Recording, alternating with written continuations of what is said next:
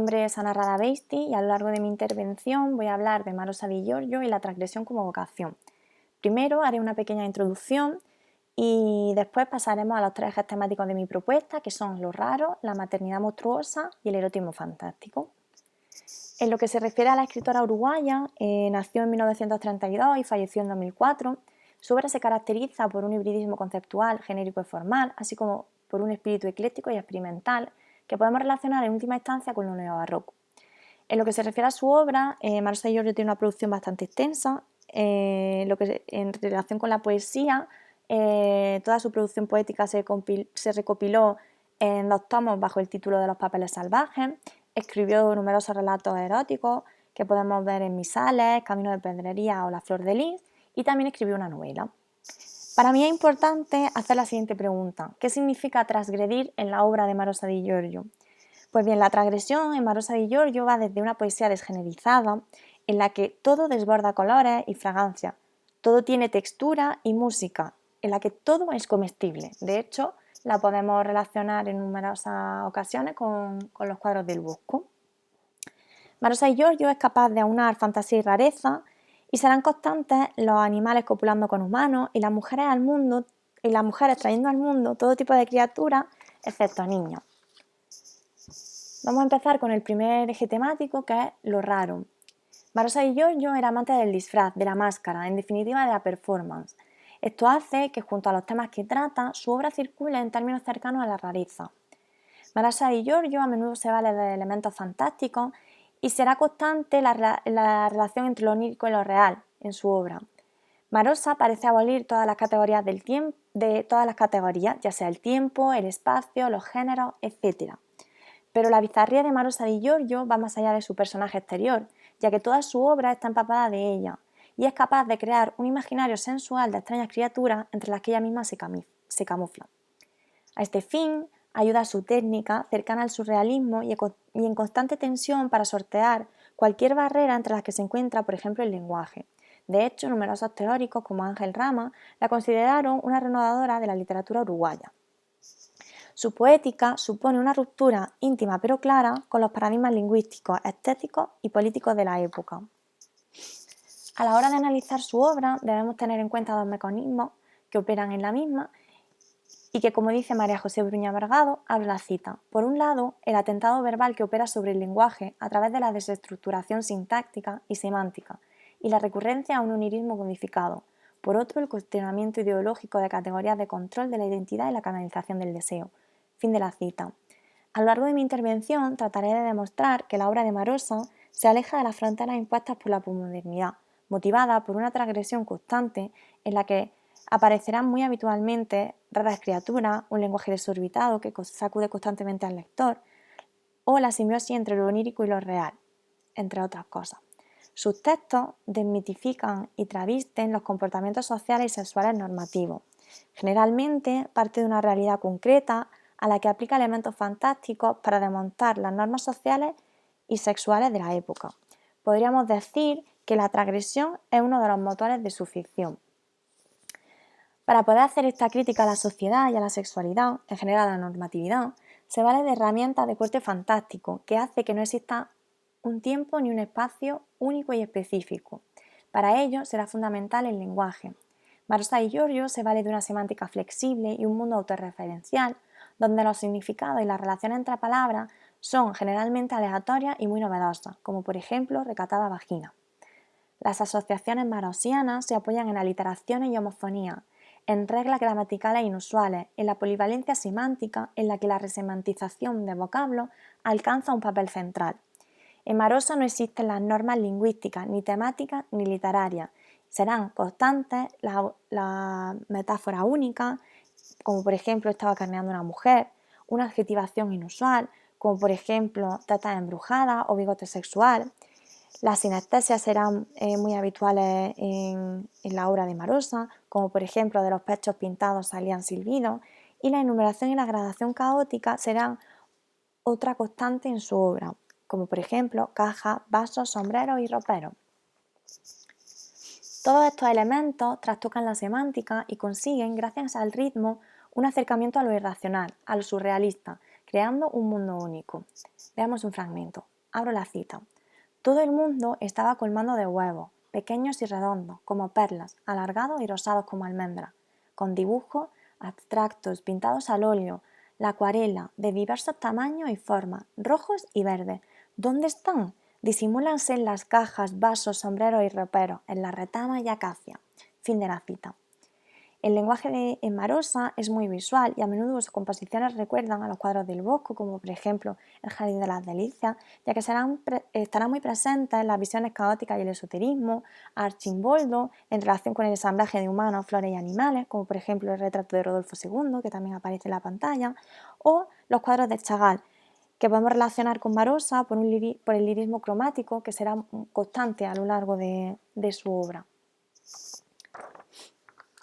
Como anunciábamos, la obra de Marosa di Giorgio está relacionada con lo neobarroco, que también se denominó barroco de trinchera, barroco cuerpo a cuerpo o neobarroso.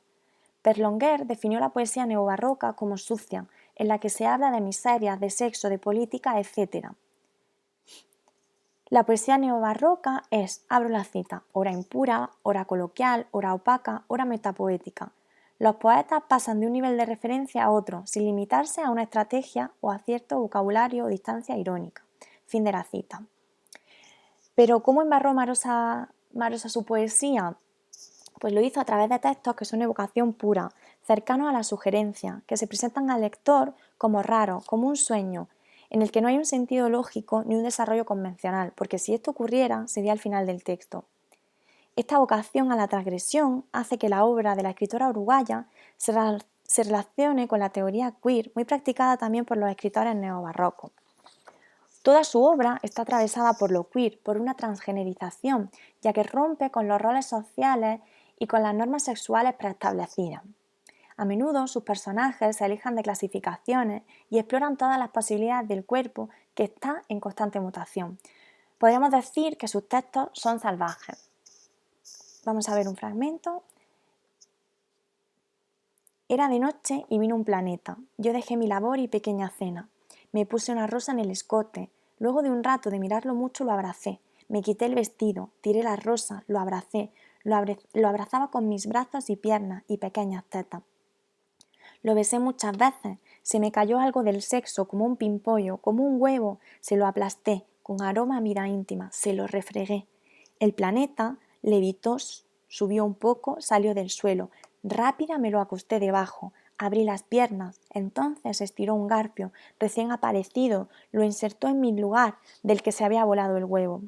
Quedamos ahí prendidos, íbamos en el cielo. Él hacía ahora un rumor raro, como si fuera un hombre, como si fuera un animal, o Dios. Proseguimos así, y navegando. Cada tanto me fijo en los abismos, por si se ve mi casa, mi jardín. Fin de la cita. Como vemos, la naturaleza es otro elemento fundamental en su obra. De hecho, la naturaleza es el único lugar posible donde puede darse esta especie de utopía queer, en la que la sexualidad es siempre abierta, está en constante cambio y siempre es una sexualidad múltiple. Vamos a empezar con el segundo eje, que es la maternidad monstruosa. A menudo encontramos en la obra de Marosa una relación de la maternidad con el acto puramente sexual y violento, en el que las mujeres dan a luz a todo tipo de criaturas, o se producen abortos en los que los neonatos son devorados por la madre. Vamos a ver un fragmento. Pertenece al poema Carros fúnebres cargados de sandía. Y el bebé con sus plumas, no se sabía si era niño o niña, el bebé entre las cremas, blanco, celeste, color de rosa, si era mujer o era hombre, el bebé entre sus tules, sus claras y sus yemas, las coronas de novia. El deseo estuvo allí servido, era eso exactamente. Tocaron las campanas a rebato cuando el asesinato, la violación del bebé, la devoración, la consunción. Sonaron las campanas a rebato cuando la visitación del bebé y todo lo demás. Y Dios perdonó. Se sintió el rumor de sus alas bajando por las uvas. Dios quemó el pecado, lo borró, lo quemó, lo dejó blanco, como nieve, como espuma. En su obra, lo sagrado y lo prohibido van constantemente de la mano. Marosa no solo subvierte la maternidad y la convierte en un elemento disidente, sino que además es capaz de quitarle importancia. Van a ser frecuentes las enumeraciones en las que se pone al mismo nivel matar a un animal, comer y beber con la maternidad. Marosa minimiza los símbolos de la maternidad, como la sangre, la leche, etc., y los reduce a una gota, como por ejemplo, veamos este fragmento, Misal de la Virgen. Usted nunca tuvo hijos, no, aunque un día, cuando era chica, surgieron de mi pelvis 3 lagartos, en cartílago y hueso anillado, 3. ¿Eh? Sí, iban por la hierba, al parecer tenían ojos, pero no puedo saberlo, se hundieron en el piso. Pero antes oí un alarido, como si dijesen, ¡Mamá! ¡Ay, madre! ¡Ay! Oh, no volvieron nunca. En el momento de la aparición salían de mis pechos, del izquierdo y del derecho, una gotita de sangre y una gotita de leche. Marosa tiene la capacidad de desfeminizar los símbolos tradicionales y convertirlos en algo común, mundano. Dinamita la barrera entre hombre-mujer, humano-animal, cazador-cazado. Y reinterpreta la maternidad y la categoría mujer desde la apropiación del deseo como fuerza productora de identidad, que podemos relacionar con lo queer, ya que los límites entre hombre, mujer, humano, animal y otro se desestabilizan y mutan. Por último, voy a hacer referencia a la figura de la madre de Marosa, Clementina de Medici, que aparece en su obra como diosa del origen de la vida humana, vegetal y animal, y que era la que permitía la localización del hablante en el mundo real y en el imaginario. La figura de la madre tiene un papel central y cuando fallece su escritura cambia por completo. El yo poético se desestabiliza. Veamos este fragmento. ¡Qué palabra misteriosa! Mamá. Las 2 sílabas iguales se cierran como 2 valvas, ocultando una carne, un cuerpo inenarrable.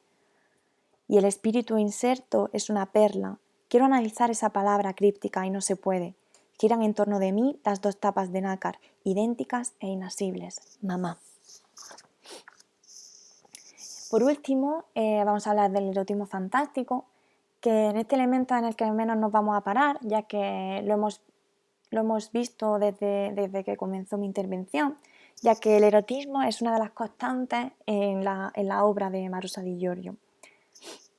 El erotismo en Marosa no tiene límites ni orden jerárquico. En Marosa di Giorgio aparece un mundo que es a la vez concreto y místico, en la que se mezcla lo agrario y lo mítico, que generalmente se relacionan con recuerdos de la infancia. Lo sagrado y lo profano siempre van a ir de la mano, igual que lo onírico y lo real. De hecho, el trabajo, la escuela, la casa y los rituales sociales se unen con la transgresión y la exuberancia de los deseos que se articula a través de la naturaleza. En este sentido, podemos relacionar el erotismo de Marosa con una definición de Octavio Paz que dice así: el acto erótico niega al mundo, y esto ocurre en la obra de Marosa di Giorgio. Además, el instinto animal estará siempre presente, hombres haciendo el amor con todo tipo de criaturas, con animales, con plantas, etc. En Marosa todo exuda erotismo y todo tiene una sexualidad exacerbada. Marosa encuentra en la naturaleza las fuerzas de la sexualidad que llevan a la muerte para afirmar la vida en un proceso cíclico e infinito, cercano a lo que postula Bataille. Para el pensador francés, el erotismo equivale a afirmar la vida hasta en la muerte. Considera que el erotismo pertenece al instante, pues es únicamente en los instantes donde el hombre tiene el sentido de continuidad. Pues esto ocurre en Marosa. Constantemente vamos a ver cómo el erotismo pertenece a los instantes y que equivale a afirmar la vida hasta en la muerte. Además, la naturaleza es el único lugar posible para la utopía queer. Humanos, animales, flores y criaturas siempre van a estar al mismo nivel. La libertad y la fluidez, sin censura de la autora, son constantes en su obra, y lo real y lo onírico siempre van a ir de la mano, en la que se producirán serán habituales ceremonias sexuales, fecundaciones y violaciones, que generalmente tienen lugar en el jardín, en la chacra o en el bosque. Las uniones que tienen lugar en la obra de Marosa di Giorgio son más bien mutaciones, transformaciones, que permiten la violación de todas las prohibiciones y la negación de los límites corporales. Como dice Gilberto Vázquez, abro la cita, Marosa di Giorgio subvierte la cosificación del mundo y pone en escena la plenitud de lo salvaje, que socava tabúes, prohibiciones y dogmas en un destierro de toda lógica, de toda racionalidad. Alimenta un despliegue, una reiteración metamorfoseada de identidades sexuales, corporales, de sus prácticas y de sus ritos insospechados, creando así una especie de continuum que ya no responde a las exigencias certeras del cuerpo sexual sustanciado y único. Fin de la cita. Por último, voy a hacer una serie de conclusiones. Marosa Di Giorgio nos traslada a un universo literario donde lo fantástico cobra importancia, no solo desde la metamorfosis de lo cotidiano, sino también desde la transformación de estados de deseo que arrastran a las señoritas, vírgenes y niñas a la aniquilación. La simbolización de la erótica marosiana derrota a la identidad, a los cuerpos y los hace mutar, transformarse, disipando los límites entre hombre, mujer, animal, humano, cultura, naturaleza, proponiendo un nuevo tipo de sexualidad que se entiende como la identidad en constante cambio. Marosa es una invitación a la libertad, a un espacio abierto, sin censura, sin género, sin fronteras sociales. Marosa es rara, es maternidad monstruosa, es erotismo fantástico, es transgresión. Aquí tienen las referencias bibliográficas que he utilizado para mi intervención y por último mi contacto por si necesitaran cualquier cosa. Muchísimas gracias por su atención.